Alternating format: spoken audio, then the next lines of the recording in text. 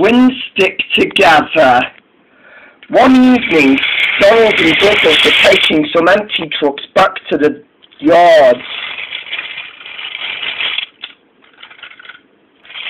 And they came back feeling worried. "Anything in your mind, Dougie?" asked Donald. Nothing much," said Douglas. I keep remembering them days back on Sodor," he said. "We were so lucky to be taken care of by Sodor, and it's a shame we had to leave when Diesels took over our old railway in Scotland." "Yeah," said Donald. If Mr. Mascatash would have been proud." Then they heard a deep peep peep. "Hello, you two." How's there?" shouted the twins. Then Stepney came. "Oh, Stepney, it's only you." Sorry, apologised Stepney. "I didn't mean to spook you both. The Bluebell Railway is doing fine, and I saw one of my friends there. What are you two doing here in the sheds anyway?" he asked.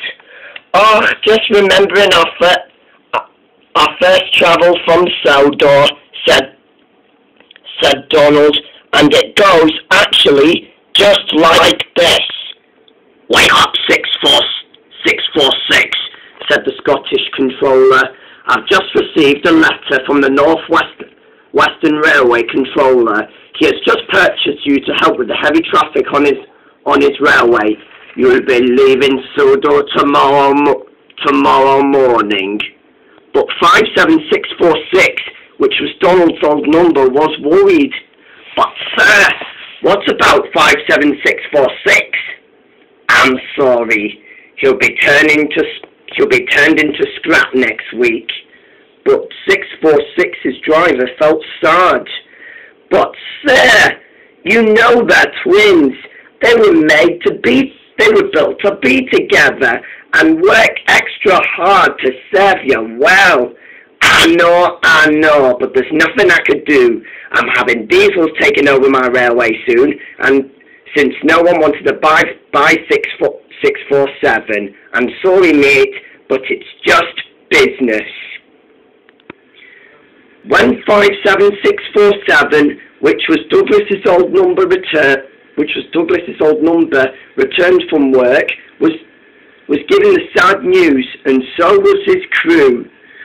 "But we're twins," she said. "We're supposed to be together. I've worked so hard nowadays," he said. "Why me?"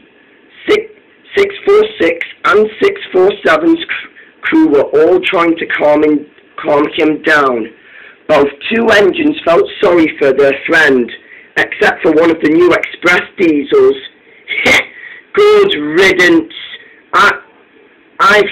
I have just about enough of you steam engines being in this railway. Make way for the future of superiority." "Shut that petrol tank of yours," shouted 646. You know, idiots like you will be in the scrap streets like us," said another engine.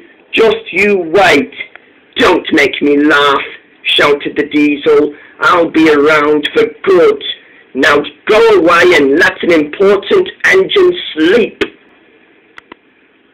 Night came, and Donald and Douglas at 646 and 647 were both sad. "What are we going to do?" cried 647. I'm doomed now." But then 646 had an idea. I think I have a plan," he said. Just then, he saw his driver trying to leave. He blew his whistle, and his driver stepped towards 646, and 646 told his driver that they had a plan. They were going to have their names painted off so that no one will know which is which. A couple of moments later, It took a few hours to do so, and at last the twins steamed out of the sheds and were on their way to the island of Sodor. Their escape from Scotland to Sodor became a wonderful success. But one had a doubt that what he just planned really worked. Just wow. When morning finally came, the twins were very happy, and they said to their drivers and firemen, "It worked! It really worked!" And they steamed away.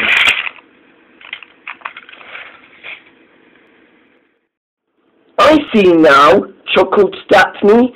"So your plan was to overpaint your old numbers and put one in disguise. That's quite clever, you two," said Stepney happily. "Who would want to be turned into scrap metal any day?" chuckled Donald. I wouldn't, Donny," said Douglas, and the two chuckled when, "The gorilla's coming and he's trying to eat me! Whatever you do, stay calm, stay back into your sheds, and feel free not to have any dreams about him. He's coming and he's going to eat me! Get back here! No!" "Oh dear," chuckled Stepney. "Looks like James is already stealing Thomas's coaches again." "Aye," said Donald. "He'll get into trouble soon enough." "I didn't think so," said Douglas, and the three engines laughed together, and they all went to sleep.